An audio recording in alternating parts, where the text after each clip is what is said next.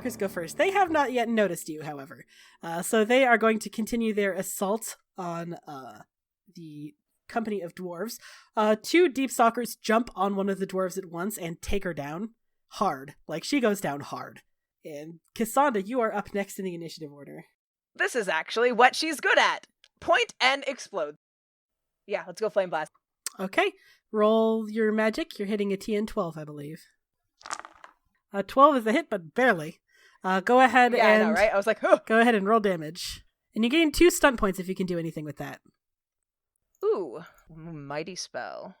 1 target takes extra d6 damage. Sure, why not? Choose a random deep stalker to take an extra 1d6. Fuck that deep stalker in particular. Right, exactly. Fuck that one in particular. I hate you. Goodbye. So they all take 9 damage. And then one of them takes an extra d6, he said? So go ahead and roll that one. 4. 4 plus 9 is 13. So, Cassandra, you let loose a burst of flame.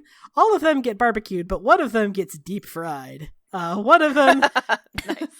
keels over at the blast. It is now Mayveris's turn. All the deep stalkers turn their scaly little heads toward you. Mayveris throws down a quick glyph of paralysis. This is creation, so magic creation is +7. More than enough. Yay! 6 stunt points. With 6 fucking stunt points. Excellent. She's going to use Mana Surge, so she gets to cast a second spell after this. Yay! So she hits Glyph of Paralysis. They all need to roll. I'm not going to roll for each of the 30 of them. That sounds like it would not be fun. So I am just going to have them Right. roll. So May sends all of the Deep Stalkers flying with the Glyph of Paralysis, just soaring and hitting walls. It's very grisly. And then she gets to follow it up with another spell. So she does not have any like area of effect spells because she is a healer. Right. She does not have a great set of offensive spells. So she's just going to use Arcane Bolt. 18 is more than enough. And then Arcane Bolt does 7 plus the dragon die, which was 5, so 13. So she kills another one. She blasts all of them backwards and then she kills a second one. I just sort of looked at her like... She is literally dying and she's still a badass. What a queen. Right? We stand a queen. Sabre, you're up. Excellent. There's so many of them. There are quite a lot of them, yes. You're like, oh no, more than 1 target, help. What do I do? I really don't know what to do. I'm out of I'm ideas. just gonna go swinging for one. They are not a hard target. Well, actually, they're kind of hard because they're small. So you're trying to hit a 15. Okay. We're gonna go spear first because we got a lot of... 18 is more than enough to hit. Roll damage. Excellent. And I think that, they only got 3 health left.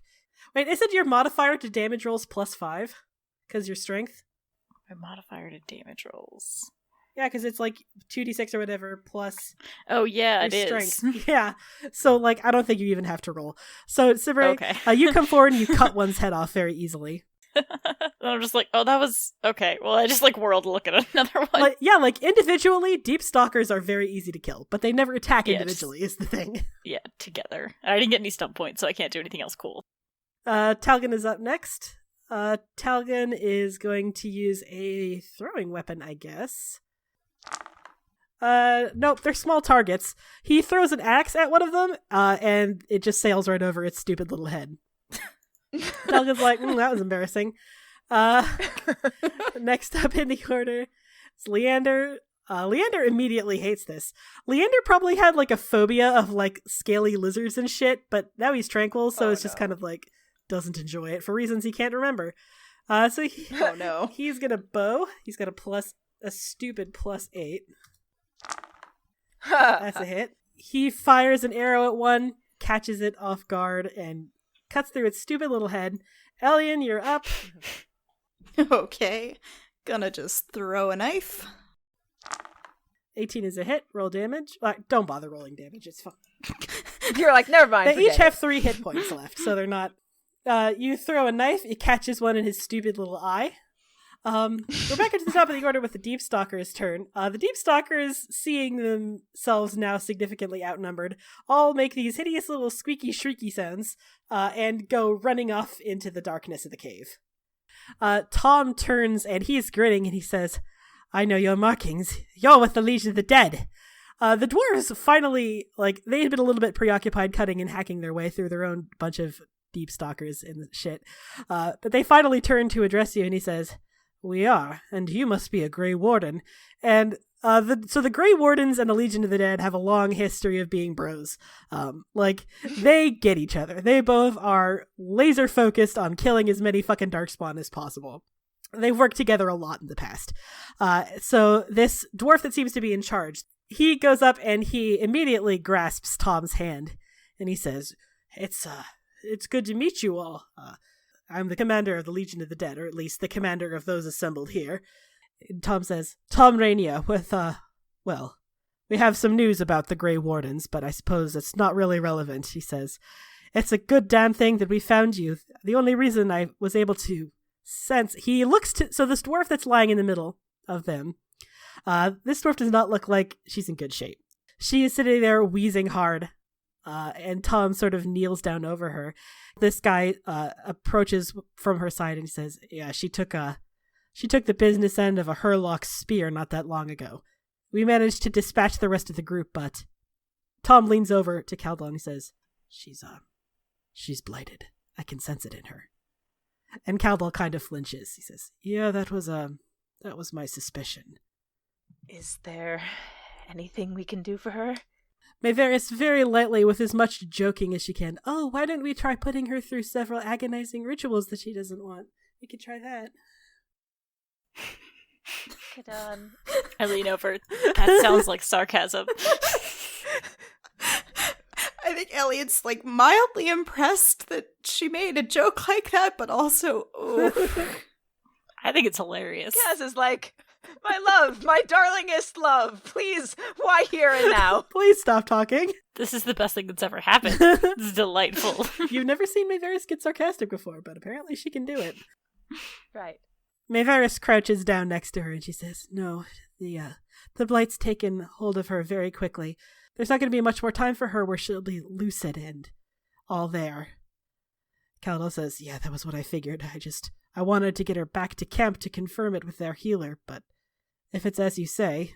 And Tom nods is like, this is Maevaris Tylani. She's one of the best healers topside. If she says there's not much left to do, then there's not much left to do. Cass just her lips just sort of twitch, but she doesn't say anything. And the woman looks to Caldal, who is still hunched over her. She says, Commander, please, just let it end now. It hurts so badly. He looks grief-stricken and he says, you will be remembered, sister, and I thank you for your service. And then very humanely, he puts a knife straight through her throat. The dwarfen woman chokes a bit, but eventually goes limp and relaxes, her body sort of splaying out on the stone. Damn. Third one this week. We're losing too many damn people out here. Eventually he stands up and he introduces himself properly. He says, I'm Cardal, commander of this platoon, and, a couple others. He says, it's good to see a warden down here, although I have to wonder what it is that brings you down this deep. Nothing good, I'm afraid. He looks at you and he says, wow, do you ever look out of place to... he doesn't say it out loud, but he looks at you. He's like, what is this frail little Orlesian boy? No, that's Who brought valid. this twink here? The twinkiest twink here. There's another blight. Says, are you fucking kidding me? Trust me, at this point, I wish I were. I was alive at the last blight. It was only 15 years ago. What are you topsiders doing? You just starting them willy-nilly now? Yes, there's a club. Yeah, I was like, oh, and then Cass is like, oh, don't worry, it's not us, it's Ben Harrell, but, whatever. If it makes you feel any better, I lost my brother in the last one. Caldal eyes you and he says, you look familiar. Do I? Yeah. Got a brother or something? I do, yes. Yeah. Wait a minute, you look a lot like Sabre. Oh no. Do you know Ren? Ren, that was his first name. Yeah, the squirrely little kid that came down here was the warden that got us topside last blight. Yeah, he's my brother. I sent his brother down here this time. What's he too good for me now? He laughs. Well, he's busy up top. He thought I should have the experience next. He said it was very good, learning experience, built character. That's what he said. That's a way to describe being in the Deep Roads. Where did you know him from? He came down here serving King What's-His-Face up top in Orzammar. He's trying to get, some anvil or something. I wasn't really paying attention. He was good with Darkspawn, though. Saw him take down an ogre with 2 knives by climbing up onto its back. Yeah, it does sound like Ren. You ever seen an elf about yay high, knee-high to a squirrel, take down an ogre that is several buildings tall? It's quite a sight. It's not something you forget. I sort of just beam proudly yep, that's my brother. He says, well, it's good to see you, and I don't know if we'll be able to get you back to the Legion command post that we have set up. You're not too far out now, but we kind of came here on a mission, and we aren't exactly allowed to report back before we finish up. Was there anything we can help with on your mission? He says, I mean, you can, I'm just not sure you'd want to. You'd be surprised at the stupid things we do. Elian wants to object to that, but he's right. Right? It's like, I hate it when it's surprise, right? Cardinal kind of chuckles. He's like, haha, yeah, you're definitely related to that boy, huh? This weird nihilistic sense of humor. He says, well, let's, he looks down at the legionnaire that he just had to put down, and he flinches a little bit, and he says, Sigrun? A dwarven woman comes over. She's splattered with some sort of something. It's dark and sticky. It don't look good. And she says, Commander? And he says, would you burn her body if you don't mind? And Sigrun nods. She says, yeah, of course I will, of course. And she sits over to start very basic last rites. Cover her body with what is essentially just lighter fluid, because they don't have a lot of time to stand on ceremony in the Deep Roads. It's like, all you gotta do is burn their bodies so they don't rise again as a darkspawn, and then just hope for the best. So you all, as this dwarven woman, Sigrun, attends to the body, Cardal walks with all of you a little bit away toward a small camp, clearly, that the Legion had set up. And he says, so, normally I'd be perfectly happy to take you straight to the main camp. A lot of good blood between us and the Wardens, and I'd be happy to let you capitalize on it, but we've got kind of an important mission down here. We think we're close to a brood mother. Oh, dear God, no! Ah! No! I don't know you. anything about that, so what's a brood mother? Fuck. I would like all of you to roll, I guess, arcane lore, cultural lore, whichever's higher.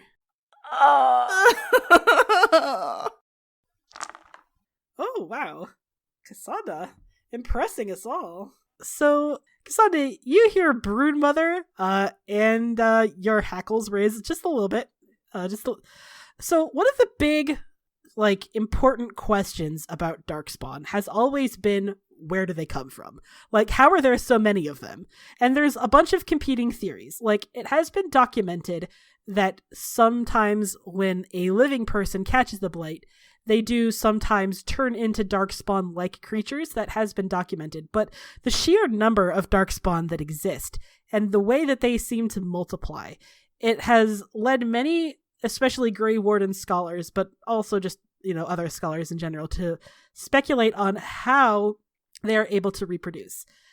And it was discovered actually quite recently, within the last 50 years or so, that Darkspawn are actually born.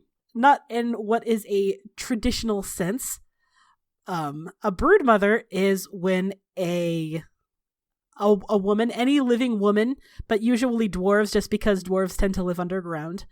A woman is captured, tainted with the blight, and transformed into... Well, you've never seen a brood mother, so you don't know what they look like. But you do know that the purpose of a brood mother is to lay eggs that hatch into Darkspawn. And not just a couple, thousands every day. This sounds bad. Yeah, it's fine. Mm-hmm. So, yeah. You don't particularly want to fight a brood mother. Understandably, they're not great. But if you could kill a brood mother, especially right before a blight, that would be pretty good. That would cripple Yeah. any forces that are on the surface. Yeah, so when he mentions Broodmother, I'm like, oh. I look at Cassandra like, what's that? You're making a face. It's not great, but if we can attack it now, that would be good, as they say for those topside. Well, I do like killing things. You do, Sabre, and I think that it will help you to know that broodmothers are where Darkspawn are from, so you get to kill a whole bunch of them at the same time. That sounds like a fun thing to kill. I'm like smiling. Blackwell is probably the only one. Like all of you seem a little bit spooked by the thought, but Blackwell looks primarily nauseous. He says, "Oh, not a broodmother." And Cardinal's like, "Yeah, I know, a broodmother, but we're getting really close now." And honestly, if you guys hadn't showed up, he looks back kind of regretfully. Sigrun, the woman Sigrun, is burning that corpse now. She says, "Like I said, we lost 3 in the past couple weeks trying to hunt this thing down, but now that we've got the 6 of you for reinforcements, it seems like a pretty good quid pro quo to me. So yeah, help the Legion kill a broodmother, and you can secure their allegiance," she said cavalierly, as if killing a broodmother isn't all easy. Right? First of all, I hate that battle. Second of all, I hate looking at them. I don't know anything about this, so I think this sounds great, and y'all are being babies. "It sounds fine to me," said the idiot. Hate it, but okay. He says, "Great, good. We shouldn't be too far out now. We'll have a quick break to discuss our battle strategy, and then we'll get to it." He says, "It can't hurt having a Grey Warden with that handy little sense of yours." He thumps Tom on the back. Tom's like, "Yeah, awesome, love it. I love to be useful." So you guys have a quick powwow. You have some fruit punch, some orange slices. Yeah. And you... And so I imagine that there's 2 groups, right? There's one group with Cardal and Tom who are discussing battle strategies, like how long it's going to take to get to this broodmother, what sort of tactics we want to use when we get there, that kind of thing. And then there's the other group where it's hey, it's new people. The Legion is very interested in talking to people that aren't in the Legion because they don't get to talk to anyone else, usually. Yeah, they're legally dead. And also, they all wear eyeliner. This is canon. So I'm interested to know which one y'all are settling in with. Cass is going with the topsider group, hey. Oh, they're especially interested in you, Cass, because wow, what are you even? I've never seen you before. I feel like I'm talking strategy, mostly because this is important for making sure my boyfriend lives, so. Right. What about you, Elian? Which group are you settling in with? I feel like Elian would probably be with the topsiders group just because Social butterfly. strategy's not his thing. So while Talgan and Sabre and Cardal and a couple other people probably, well, Tom definitely, yeah. I guess Leander would probably, he's not social anymore. So they are going to go strategize and talk what they're going to do, where this broodmother is, etc. And the rest of you are immediately swarmed by this group of legionnaires who haven't seen anyone who's not a legionnaire in years, probably. And they're especially interested in you, Cassandra, because you're tall. You're over 6 feet tall. You have horns. That's cool as hell. Some of them are so I have this, I'm sorry if I'm offending you, but I just have this, I can't get this idea out of my head. Dwarves on your shoulders. How does that hit you? I can have a bow and arrow, and he's trying to mimic it out for you. He's I can ride on your shoulders with a bow and arrow, firing at Darkspawn while you set them on fire. How does that sound? Does that sound cool to you? Because it sounds awesome to me. In theory, it does sound very cool. Great, so you agree. Not very strong. I am a mage. Okay, that's fine. We'll get the light one. Sigrid, how do you want to ride this one's shoulders? I'm oh no. Sigrid comes over and looks you up and down, and she's like, "Yeah, I could probably do that with the bow and arrow on top, right?" And the other guy's like, "Yes, exactly." And then she can use spells. Yeah. I've never done that kind of battle before. Just Elian's just cracking up. Sigrid says, "It's been a long time since we've seen any fresh faces. I suppose I should ask your names."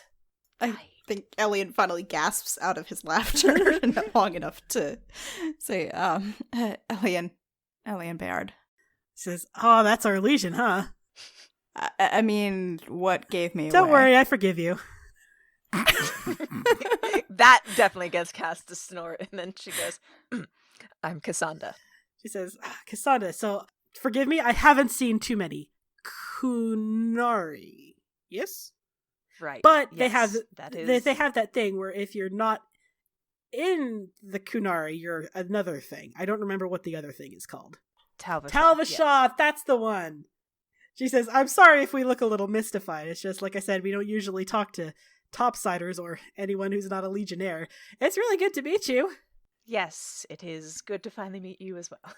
"So you guys have been looking for the Legion, huh?" Yes, we're trying to find allies to help with the Blight.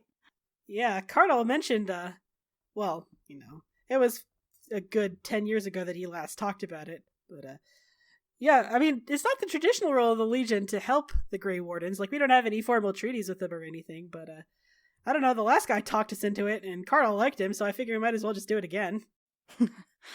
We'd appreciate it greatly. The guy who had been proposing, dwarves riding on Kunari's shoulders firing arrows, you don't know his name, but he says, "How are the Wardens these days anyway?" Oh, about that. They're banished. Oh, are they? Yeah. Sigrun's like, "When did that happen?"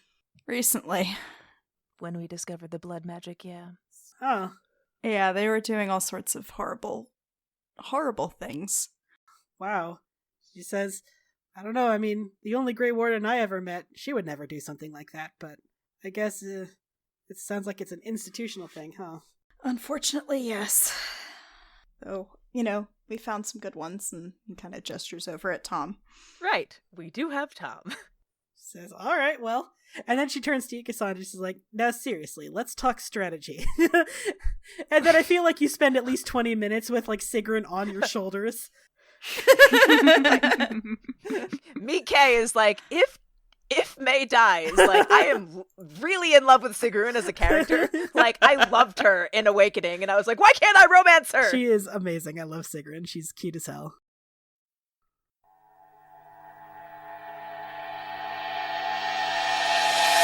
So Cardal and Tom and Talgan and Leander and Sabre are all sort of, like, you can see Cardal spread out this map for you, like this area-specific map of the Deep Roads. And he says, "We've tracked a whole bunch of darkspawn, and they seem to be hovering around this area," he says, pointing to a large, like, den-shaped area in the center. And he says, "They seem to be concentrating around here as if they're protecting something. And there's a lot of them, so our theory has been that they are coming from a broodmother right about here." And he says, "We've cut our way through a lot of darkspawn already. That's how we lost those 3. But like I said, with you guys here, it should be a hell of a lot easier. This path goes straight in. No deviations, no possible ways to squirrel anyone through. So we think if we can just make that straight march down that one path, we can get straight to the broodmother, and we'll have the legionnaires cut off any reinforcements that arrive while the bulk goes and it kills the broodmother proper." Sort of nod my head contemplatively. "And then when we get there, we kill her." He says, "Oh, yeah, that's the general plan, yes." Yeah, that's very clever. Yeah, I mean, not really, but okay. And he says, "So, I've got to ask," he says, "how is Ren doing? It's been a minute since I've seen him." He's been better. Let's just say the blight took a lot out of him. He says, "Yeah, it took a lot out of everyone." He says, What about that pretty skinny elf friend of his that nearly got cut in half? How's he doing?" Oh, they're married now. "Ah, good for them. Should have sent a wedding present. Don't know where I would have gotten one." Seems hard to get those kind of things down here. Yeah, you're supposed to swear your life to the Legion. You're not supposed to leave the Deep Roads ever. Anyway. That sounds kind of lonely. Don't you miss the sun? No, I've never seen the sun. Okay, yeah, that makes sense, now that I think about it. You don't really know how it works with dwarves, huh? Not really, no. I've never really encountered a lot of you. Honestly, Talgan was my first one. And Talgan says, and I'm a terrible example of a dwarf. And he says, no, it's a thing with dwarves. If you see the sun, if you see the sky, you lose your caste. So we have to stay down here. Interesting. Anyways, I'm gonna tell Ren that you're doing great, and that it was great to see you. It's like, well, I mean, hopefully I'll get to tell him myself. Maybe one day. He doesn't really like Darkspawn anymore. Says, are you kidding me? He's a Grey Warden. When did he ever like Darkspawn? Well, yeah, no, that's true, but now especially not. For no reason. Tom's like, seriously? Am I supposed to I'm like looking at like, I don't know. I think I need to talk to Tom like aside, because I don't want to like jeopardize the alliance with this dude, because I'm like, hey, by the way, he's possessed with an archdemon. Please don't kill him. I mean, like, Tom, like, he is conveying with his eyes that he thinks you might as well just tell him. Because, like, you know, thinking about it, like, well, first of all, we compare the Legion to the Grey Wardens, but they're really quite different. Like, they don't take the blight into themselves like the Grey Wardens do. And as a consequence, they don't have, like, that sense, that Darkspawn sense that the Wardens do. Their thing isn't killing blights, it's specifically killing Darkspawn. Because the Darkspawn are a constant threat to Orzammar. Not so much blight. When a blight happens, the Legion actually gets a nice little break, because all the Darkspawn leave the underground for the surface.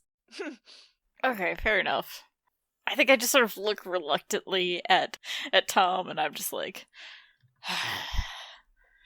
The other thing about Ren is that he's possessed by an archdemon. So, you know, married, not doing well, possessed by an archdemon. It's great. Cardinal's like, uh-huh. Like, he does not believe you. No, see, because the whole thing is that he actually sacrificed himself, you know, for the greater good, and then was possessed. Like, he clearly does not believe you. I, like, look at Tom, like, back me up, man. Tom says, it's the reason we disbanded the Wardens, Cardinal. Because this practice was discovered. The Wardens they thought were being just sacrificed were actually possessed by the archdemons that they killed to end the blights, and then imprisoned. And Cardinal says, the Wardens are disbanded?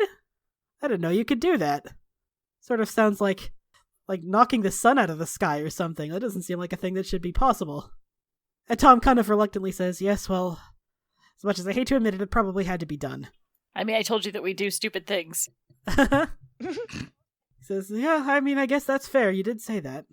He says, well, I'll be heading topside with you, you know, if all this goes well. Not that I want to jinx it. But maybe I'll get to see that brother of yours for myself. I'm sure he'd like to see you. He likes seeing everyone. So Talkin's like, yeah, that's been true in my experience, yeah. He gets along with everyone. I don't know how he does it, honestly. It's very weird. Doesn't run in the family. The list of people that I like is, like, maybe 6 at most. Who's on the list? I'm, like, looking at him. And he immediately is like, oh, well, Maeveris, obviously. Everyone likes Maeveris. Dorian, I like her quite a lot. My mom, love her. One time Dorian's boyfriend, the Iron Bull, bought me a round of drinks, so I like him. I guess Elian's alright. And Cassandра's kind of cute. I just sort of, like, nod my head sagely. I didn't expect to be on that list. It's all good. Yeah, exactly. You're like, oh, that's great. Good.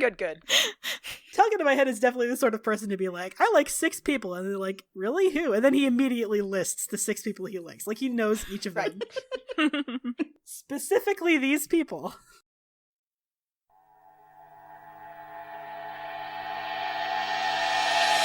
You set off with this mini squadron of legionnaires. The strategy that Cardal laid out for you. So, like you said, there had been a big concentration of darkspawn in this one particular area of the Deep Roads, and they all seem to be coming from this one den, like centered around this one den. But there is one pathway leading to that den that has no branches. It's just a straight shot into this den. And so they're thinking, fight your way down that straight shot and then break up into groups to hold off any other darkspawn that come in as you take down the Broodmother. Which seems like a pretty sound strategy. Darkspawn don't tend to have, like, expert cunning. They don't have battle plans, generally speaking. They just, you know, burst out of the surface and kill things until they run out of things to kill. So it seems like a good strategy against someone who doesn't have a lot of brain power. And they have already done part of it for you, like they've cleared out a lot of the darkspawn surrounding it. And they do eventually take you to the mouth of this one straight shot leading into the cave. It's about 2 miles long, this straight shot into the den. It is clearly like it used to be an old footpath. Like it's obviously hewn by dwarves. It's got like a smooth stone surface. It's got large archways that are lit with lyrium. So it's obviously made by dwarven hands and not just a natural rock formation. And you all, it's what, 6 of you plus another 6, so like all dozen of you are gathered out around the mouth of this hallway, and you can see Tom. He looks on edge, like he is staring down this hallway into pure blackness. Like you can't see 30 feet down, and he says, "There's quite a lot of darkspawn in there." Oh, good. Cardall says, "Well, you're the warden. How many are we talking? We talking hundreds or we talking thousands?"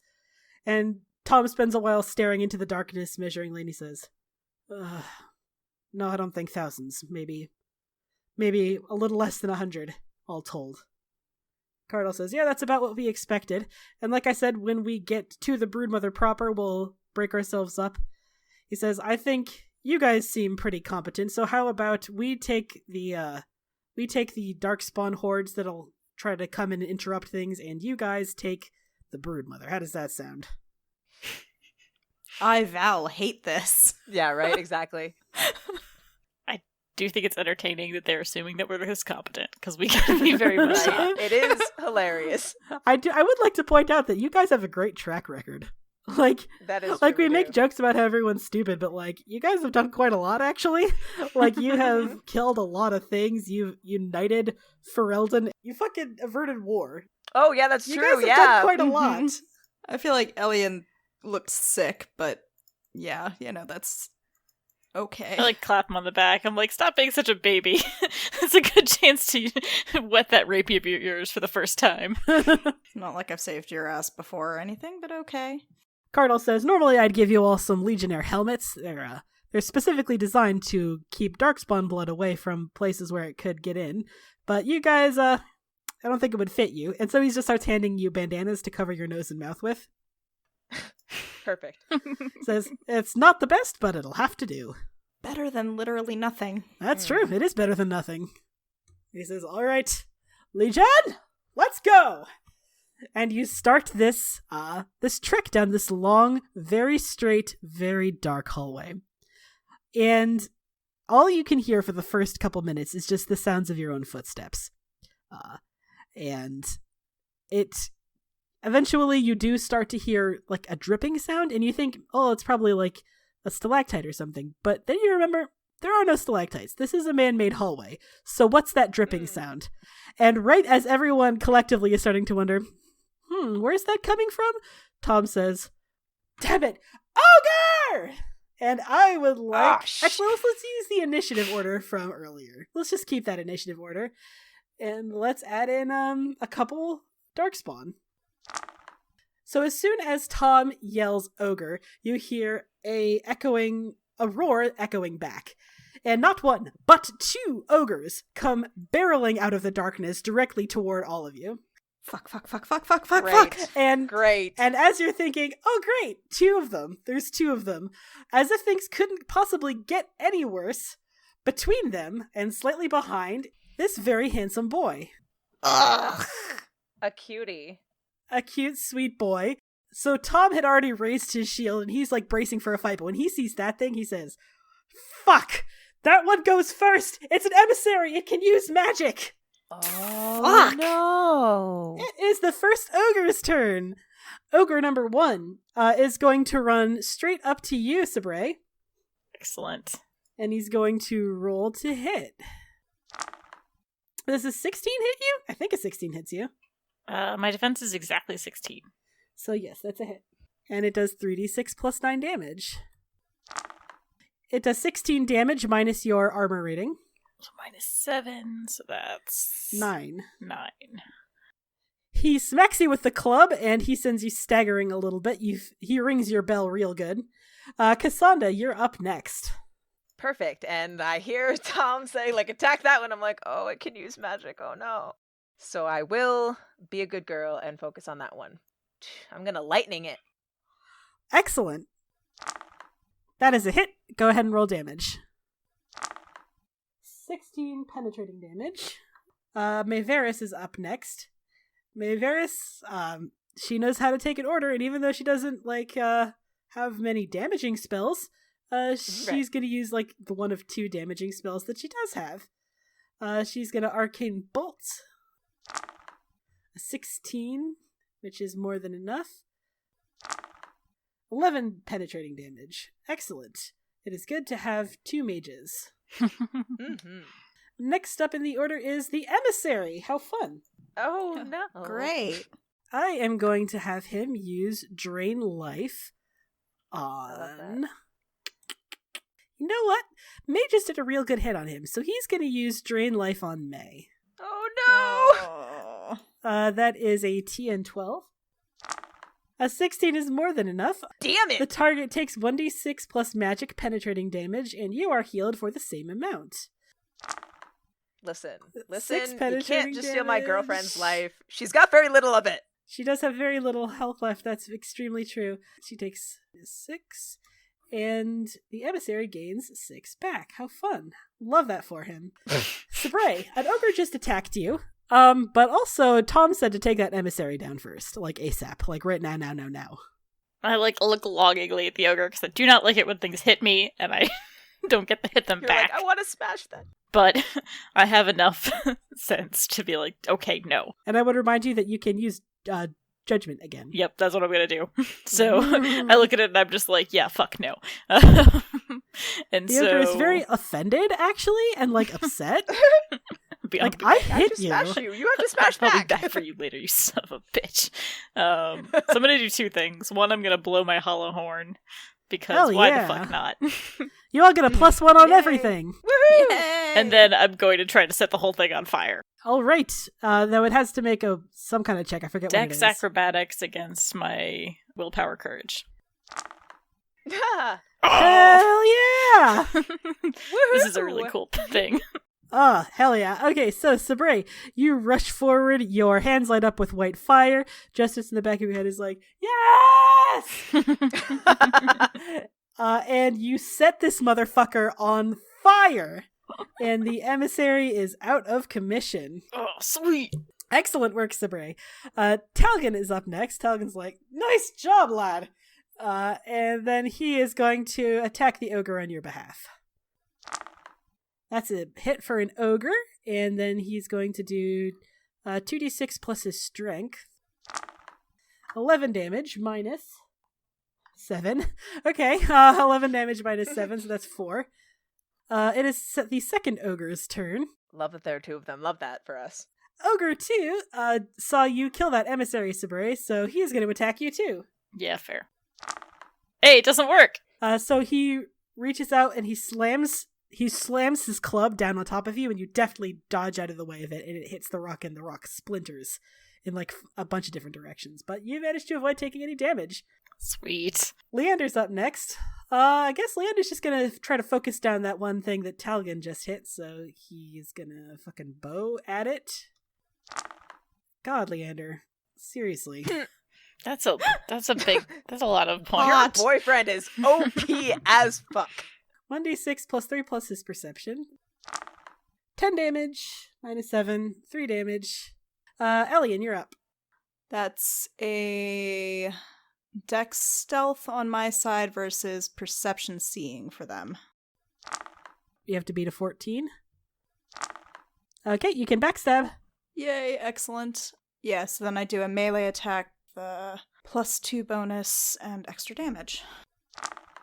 Nice. That is a hit and a Nice. half. Roll damage. 15 damage minus 7. 8. Minus 8. It is now Ogre One's turn. It just took a bunch of damage from a bunch of different people, and it's not super smart, so it's just going to attack the thing directly in front of it, which is Talgan. A 17 is enough to hit Talgan. Oof. Oh, 19? that's bad. But he does have armor, so that's half of it off. All right. He takes it on the shoulder. He's okay. He's got quite a lot of health. He's got like 70 health, so he's okay. He's okay. He's fine. It's fine. Everything's fine. It's fine. Cassandra, you're up next. Okay, there's only ogres left. Yes, one that has been injured, one that has not been injured. In that case, I'm going to take out the sword. Like, all right, well, emissary's gone. Cool. That was really cool. Sabre, awesome. Love that for you. Also love it for me, thanks. Activate combat magic and do the swordy thingy. Yep. Does it hit the big boy? It hits the big boy. Roll damage. All right, perfect. 8. Burp, burp, burp. Minus 7. So 1 damage. Oh, wait, no, that's penetrating damage because you're using your magic sword. Yeah, magic sword, yeah. Okay, so that is the full minus 8. It is Maeveris' turn. No one's super hurt badly, so she's going to, I guess, another arcane bolt. It's more than enough, and that's 2d6 plus 6. 9 penetrating damage. Excellent job, May. Sabre, you are up. You just took out the emissary like a bouse. I turn back to the ogre that attacked me the first time with a smile, and I'm like, it's your turn now, fucker. Oh, look at the time. It's death o'clock. So yeah, I'm just gonna go after it. Just spear to the fucking face, man. Hell yeah. 19 is a hit. Roll damage. 12 minus 7. Telgin. Telgin is up next. Telgin gonna do a thing. He's gonna attack with his axe. 18 is a hit. So he is going to roll 2d6 plus his strength, which is 5. God damn it, Telgin. 2 1s. Unbelievable. And he has 7 armor, so it doesn't do any damage. Telgin, you fucked up. Get your head in the game, Telgin. You did. Unbelievable. We have to put up with this. Ogre 2. Ogre 2 has not been injured at all. And he's very confused. Like, why are you ganging up on his friend? He would like some attention, please. So, Sabre, he's about to pound you. Aww. Smack you around real good. Okay, so that is a hit. 3d6 plus 9 damage. Oh my gosh. Oof. 18 minus your armor. 11. He clubs you right good. Leander is up. He is going to backstab. His stealth versus its seeing. He has a very good stealth. Oh, good luck beating a 23. Yeah, no, fuck you. Okay, so he gets to backstab the boy, which gives him +2 on the attack and an extra 1d6 damage. 22 is a hit, and then an extra 1d6, so that's 3d6 plus 6. But he rolls shitty again. Okay, well, whatever. 4. Elian, you're up. Okie dokie. Gonna do the same thing. Not with an arrow, but...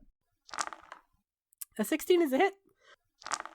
12 damage. 12 minus 7. It is Ogre 1. Ogre 1 is not a big fan of these people behind him that are constantly trying to stab him. So he is going to whirl around, try to pick up Leander and throw him. Oof, that's a hit. He scoops up Leander and throws him for 36 plus 9 damage.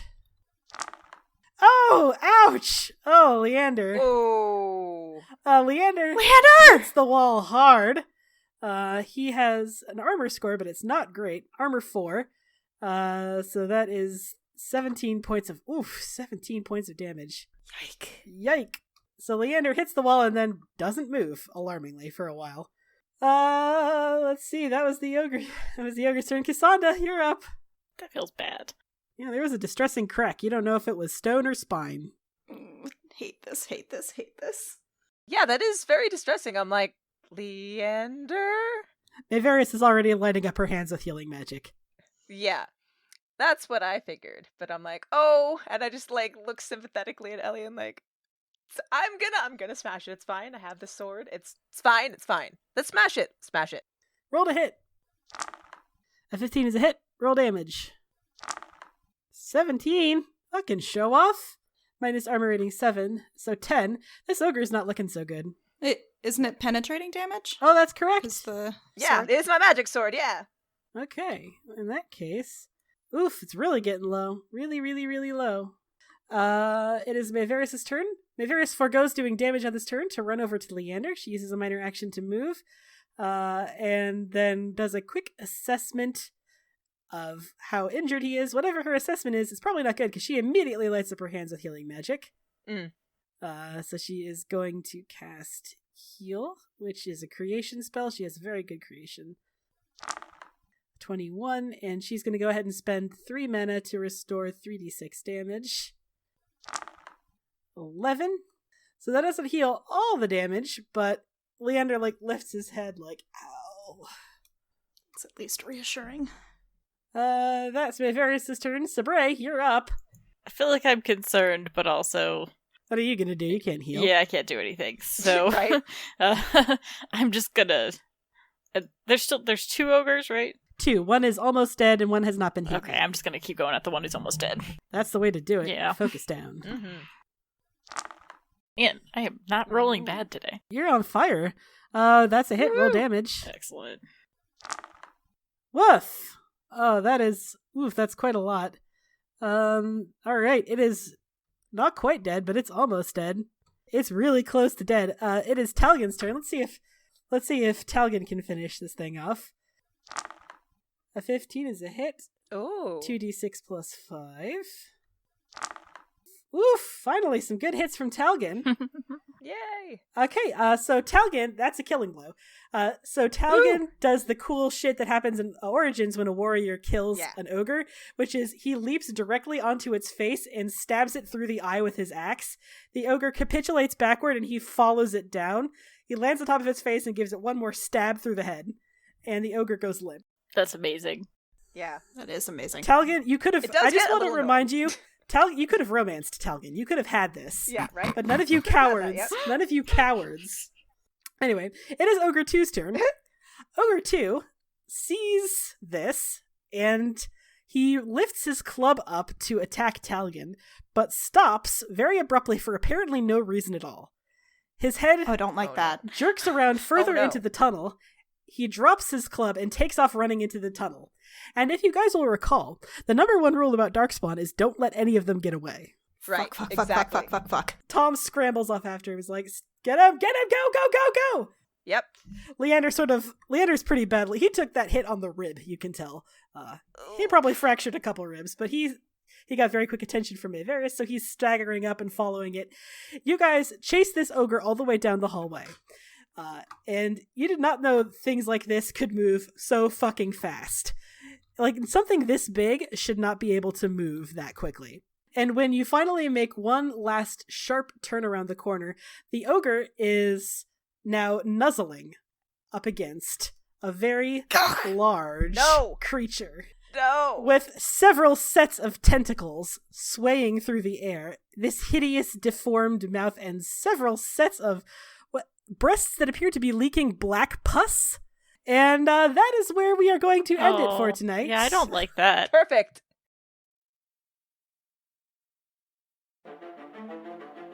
Hey friends, Tessa here. If you're desperate to hear the next episode, chances are good that you can by joining our Discord server. We post links to all episodes and pre-release, and you can even chat with us and listen live as we record. Join us by going to bit.ly/CFCDiscord. For more information on the show, character biographies, and links to social media, head to our website, critfail.club or critfailclub.com. You can follow us on Facebook, Twitter, and Tumblr.